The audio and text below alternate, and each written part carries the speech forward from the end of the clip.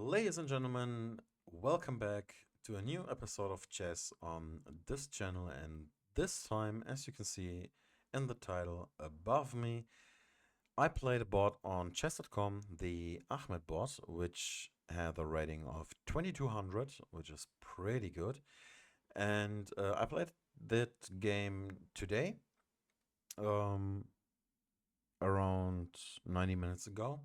And I wanted to share it with you because the last video I've posted on this channel um, performed very well for my conditions on this channel. And um, I decided to upload another episode of chess and another game of chess. And I wanted to share it with you because this is a typical projection of my games on that website,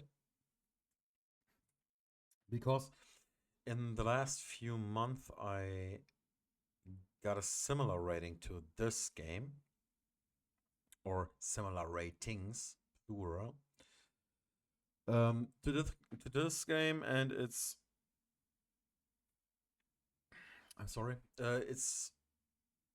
almost this game played was almost like all the other games I've played so far on this website, because there are good ideas, good strategies, but also many mistakes I've made. And in some situations, I rushed with my moves or with my plan. And yeah, it was a completely horrible mess. And it was an up and down through the game. And I wanted to share it with you because in this game, there were a lot of emotions. And I wanted to share it with you guys. So stay tuned. The game I want to show you, as I said, is against the Ahmed bot. And my opening this time was the London system, as shown in the last video, and I played d4. My opponent played f5, I played bishop f4, e6, e3, knight c6, and here in this position I played queen to h5, check. Why? Because I wanted to poke him. In this position, there are only two moves, and these moves are g6 and king e7, and nobody on this planet besides 400 ELO players play king e7 in this position, and I wanted to poke g6 out of him, even if it comes with a tempo. So here it comes, and I retreat my queen to d1. The engine wanted to put the queen on e2, but I wanted to have my bishop open with an open line, because maybe I want the pin, maybe I want to put him on d3. Who knows? And the opponent played knight f6. So knight f3, I develop, and bishop d6. Obviously, he wanted to trade, and this is exactly what I wanted. So I took, and he plays c takes d6. So now it became obvious why I played queen d1, because now his queen is open with a check on my king, and black can also play queen b6, targeting my b2 pawn, which is a huge threat now. And I played c3. In case my opponent played queen b6, I can play queen b3 now, offering an exchange of queens, which would help me getting developed, because my rook would open. And after short castles and bishop e2, he indeed played queen b6. And as I said, I play queen b3 to protect my pawn and to open up my bishop. So knight e4. He wanted to put his knight in the center. It's okay. I challenge it with a knight bd2, and he allows the trade, which benefits me. Even if his rook gets open and has eyes on my king pawns, I do have a better pawn structure than my opponent. I'm about to castle. I have an open rook. semi-open rook, and I have better development of my pieces. So yeah, let's go on. d5, b4, b6, b takes a5, b takes a5. And here the engine says I have a missed opportunity because b4 would be very strong because he can't take, because his rook would be taken by me. His rook were free. And he played rook b8, b3 to protect my pawn, king g7, f3, e takes f3, and I took with the rook. The idea behind is that if he takes my rook, I now can develop my bishop, and my bishop becomes active. Yeah, or maybe semi-active. I don't know. At least I wanted to trade rooks, one pair of rooks, because it's benefiting me. Look at his pawn structures; it's horrible. And I played rook b1. My idea was to play b4 on the next move, which he allowed. And he took. Now I take back with b4, and now I have a passed pawn. I have a passed b pawn. And obviously he can't take because my rook is defending, so he has to go back because b5 would come with a tempo. And now I play b3. The better move were b5 immediately, and I saw that, but I wanted to activate my knight, and I thought that my knight on c5 would do a very great job. What I have missed is that he can now block with his bishop. Yeah, very unlikely. But I found the key idea to go further on. Oh, fuck. Wait, let me go back. Castles.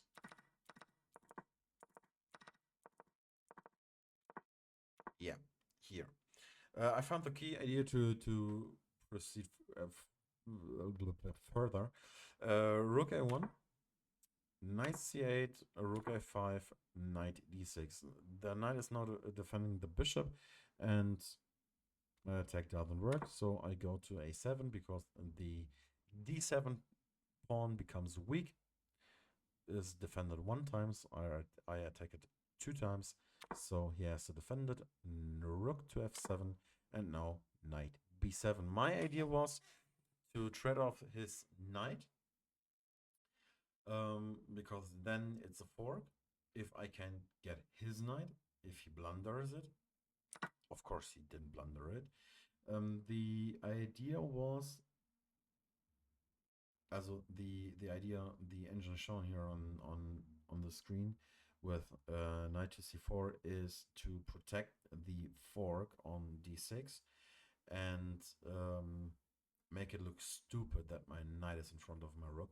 But then I would have, I can show you, if black plays knight c4, then I have knight d8 with the attack on the rook, and the only move for black is to go rook to f6, because if he don't go there, let's say he goes here on f5, then knight takes c6 comes with a check, because this pawn is pinned to the king. He can't take back. This would split up his structure in the middle and becomes very weak, and that's not good. So he has to defend on f6. But this didn't happen. He took my knight. I took back. I have a good attack on the bishop. He attacks my rook. I attack his bishop. He retreats, and I retreat to b8 to make space for my pawn to push as far as I can, and to have eyes on the back rank of the black position. So he plays rook f8. He wants to trap my rooks. I'm most likely to accept that. I'm very happy to accept that. King takes f8 and king f2. My idea was, and let me say this clearly, in this position, real talk, in this position, I have thought for like 5 or 6 minutes because I was calculating so many lines. I calculated rook takes, king takes, king f2. Then I thought the king would run to the pass pawn to capture it, so I have to play king f2 to get in time, to get in there in time. And if he goes, no, rook takes, king f2. No, not g2, f2. He goes here, I go here. He goes here, I go here. He goes here, I go here. I'm in time. He goes here, I go here. Who's better? You're right, me. So I thought this is a good idea, and it is actually top engine move. So king f7, and king f7 shocked me. So when I saw king f7, I thought, okay, that's not a good move. I thought he should run his king to the pass pawn, and by the way, king e7 is the top engine move. I predicted the top engine move. So king f7, and I played bishop e2 to challenge his bishop for an exchange, which benefits me. Or he goes back or retreated in any of these directions, not this direction. Then I prepare b5 and can play b5 on the next move, and this is exactly what happened. b5, king e7. I can run one more square, b6, and as you can see with the arrows, my intention is to shield out the king. King d8. I predicted that, and bishop a6. I'm now covering the c7 and c8 square. The king can't enter. He has to go back and enter this way, come in this way, and I have time to play g3 myself to put all my pawns on the dark squares so the black bishop can't reach them. And now I can run my king to my pass pawn. And here comes my king. And now the black king arrives on c6, which again put me in a situation where I have to choose between two moves, and these two moves were b7 and king a5. And real talk, this is why I'm only 1500 right now. I rushed with my decision. I played b7, which loses badly, to a draw. Not a losing position, but to a draw. The most accurate move in this position were king a5. To maintain the advantage, to guard this pawn with the king, and to give the bishop his space which he needed to move. Because now this bishop no longer needs to protect the b7 square when the pawn arrives on b7. Now the king is doing the bishop's job, and now the bishop can leave and can go to e2 again and attack the king side. Yeah, well, it was the wrong decision in the wrong time. Wrong decision in the right time. So, b7. Only move, king c7. The black king has to has to stick around to this pawn, because in the moment he leaves, this pawn becomes a queen. So he has to stick around, and this bishop has to stick around and cannot be taken, even if it's not protected. And now I have time to come closer with my king. Now, black plays e5, and this is a mistake. Why? Many of you can see this move. It's losing because of b8 queen. The king has to take, and now my king comes in. And with my king coming in and retrieving my bishop, even if he goes here, I can eat all these pawns. So this is obviously winning, but I didn't see it and go the other way. King b4. My idea was, okay, the bishop is defending the pawn. The king has to stick around to this pawn, and now I have time to go to the other side.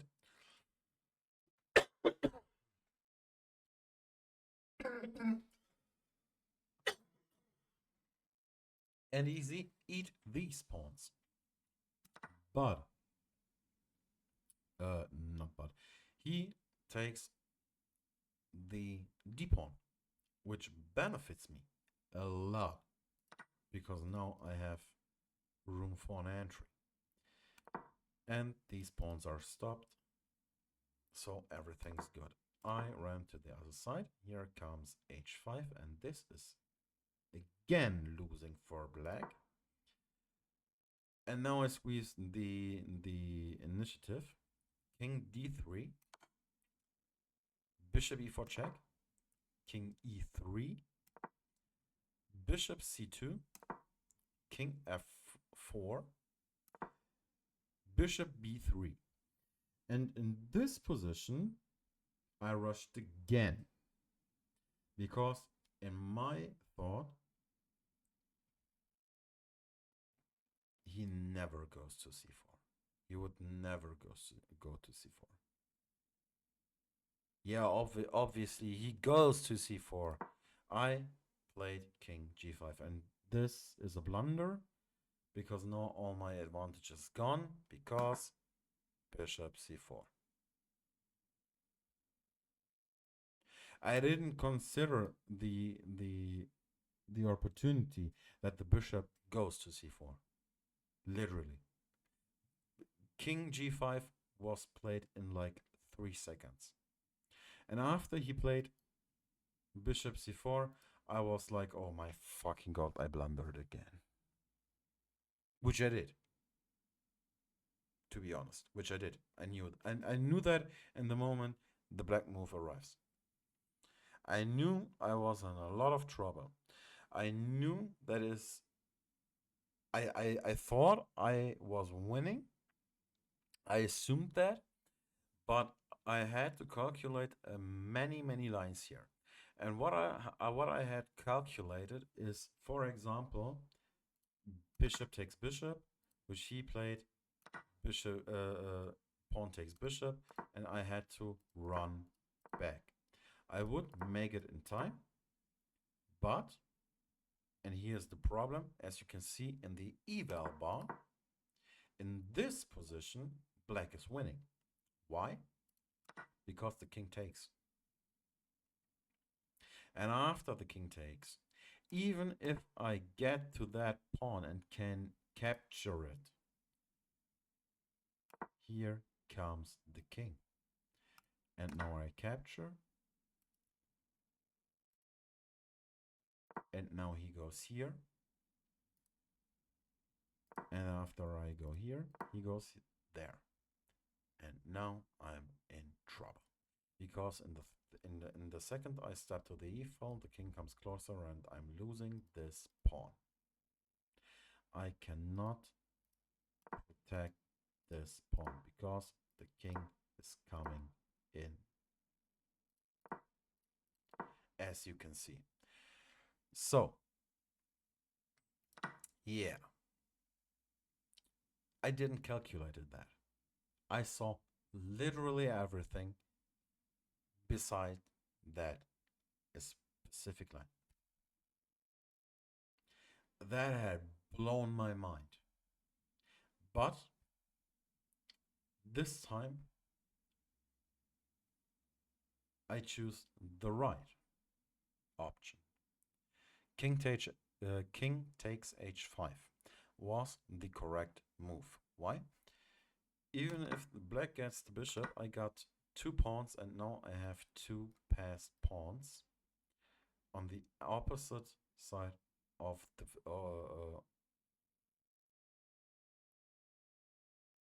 the board. I had to think about the word board, and now the king didn't take, the bishop taked. Well, yeah, up and down, ladies and gentlemen. As I said, that was an up and down in the game. So I played h4 myself to push the pawn as far as I can, because I thought he would go there to give a check. I go here, and then he tries to stop the pawn.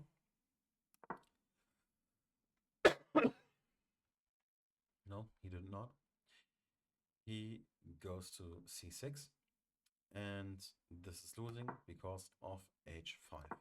He played king d7, and as you can see, if you are familiar with the theory of the box, then good for you. If you don't know the theory of the box, I will show you.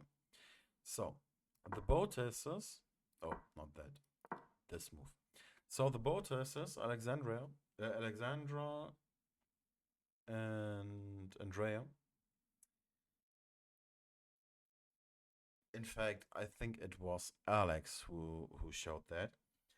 Had this theory that if the pawn, if you draw a line to the edge of the board, to the promotion square, and the king makes a move and doesn't fit in the box you can see on the board, the king cannot capture this pawn because he is too slow.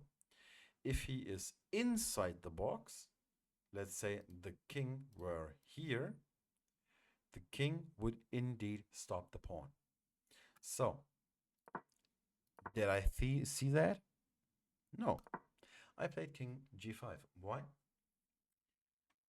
I rushed in my head and thought that I have to shoulder away the black king. What I have missed in this position is the fact that the king can go to e7 and can come closer, and now with this free move he is now in the box and indeed can stop the pawn and the king, and now neither of these pawns can become a queen because of this bishop. You see the bishop, even if I play h6, the king goes f7, and even if a move like g4 then comes in the bishop, he goes around and wraps in, and this is devastating. You know? Luckily for me, my opponent didn't see that. My opponent went king e6, which is good. I had to go king g7, and again, the only defensive resource I have. And the bot immediately blundered. He makes a mistake. Bishop b5. He had to go bishop a4. Or no, in fact that's wrong. He had to go to e8 check with check to give me a check, to force me back or to the wall, and the king would come in, and now I'm in serious trouble. But luckily for me, the bot missed this opportunity. And by the way,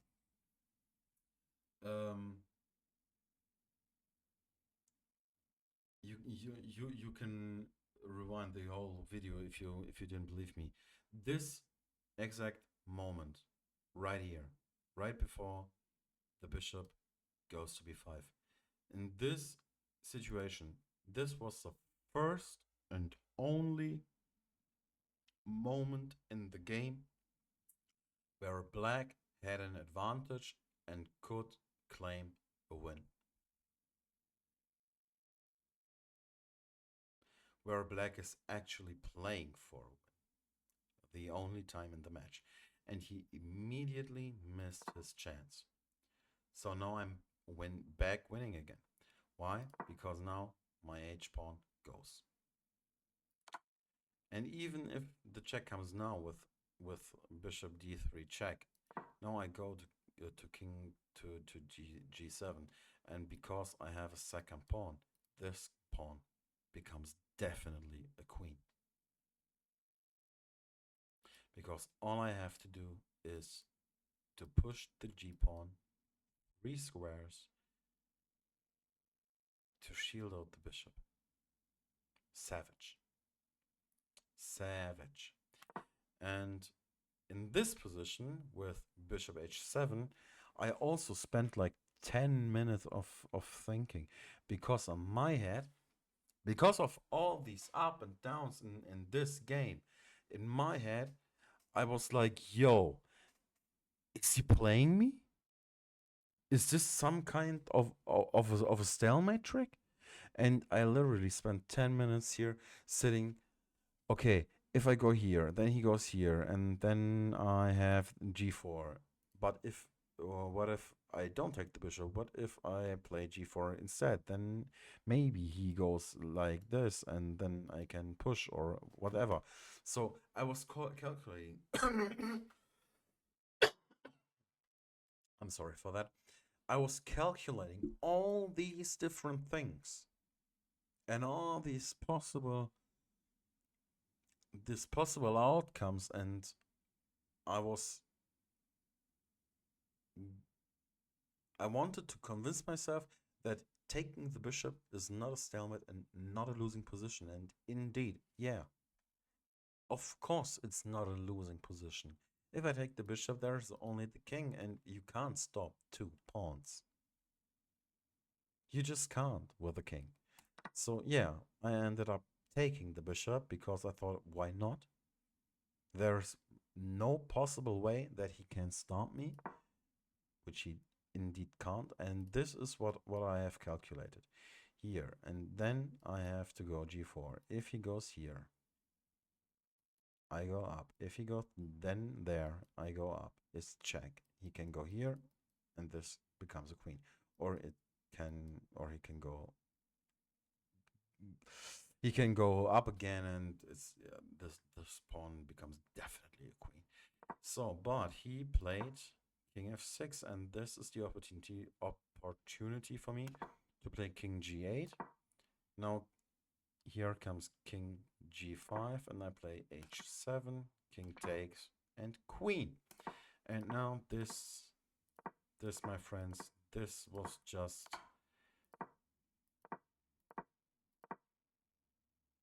it was just satisfying. It felt so good. In the moment I had the queen, I was so relieved. It's such a relief that I didn't want to stalemate the black king.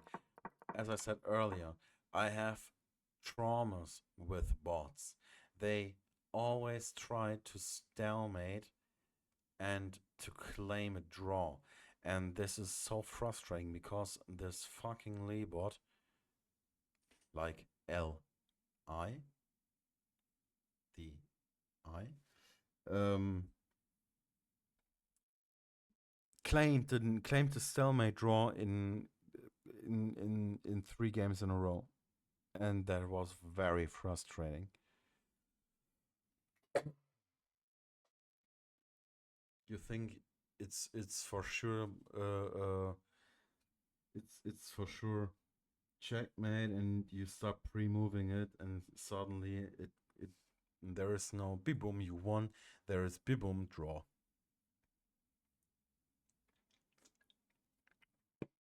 Because these bots in with this ELO has so many tricks to stalemate. It's unbelievable. By the way, have you seen that? Have you seen this move? Have you noticed the mate in 2? It's here, king e6. And the only move for black is king e8. And then it's checkmate. I obviously didn't saw that. I just wanted to make sure that every move I make is not fucking stalemate. That was the only mission I had. No stalemate. Yeah, king d8, and then queen a3. Again, I wanted to make sure there is no stalemate.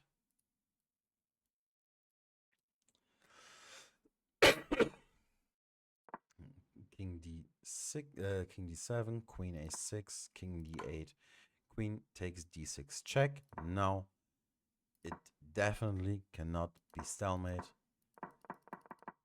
and I deliver checkmate on c7. Yeah, that was intense. It was very intense, really. Wow. This whole game took me like 30 minutes or more.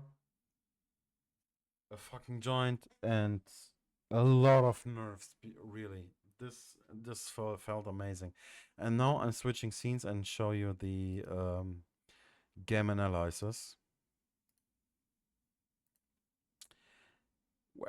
Inception. Why is my camera not focusing? Oh, perfect, perfect. Yeah, there.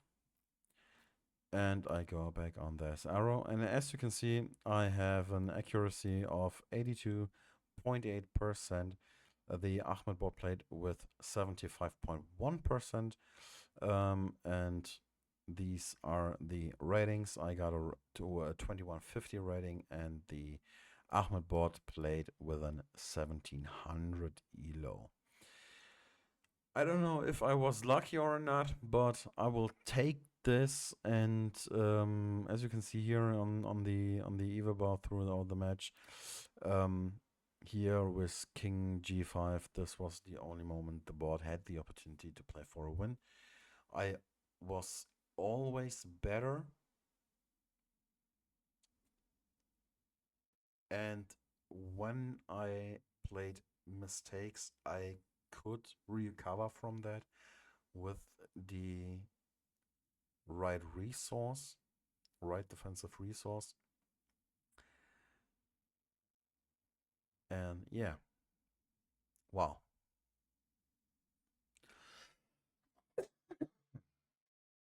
That was a shockingly interesting and long game, not gang. I hope you enjoyed that. I hope you enjoyed the video. If you like that video, it would be nice if you let a like and subscribe here, and if you leave a comment in the comment section. Do you want to see other openings than the London system? Then comment it in the comment section, or if not, then not. Guys, I wish you a wonderful Sunday and good Christmas Eve in the next upcoming days. Have a nice day with the family. Love each other, and goodbye.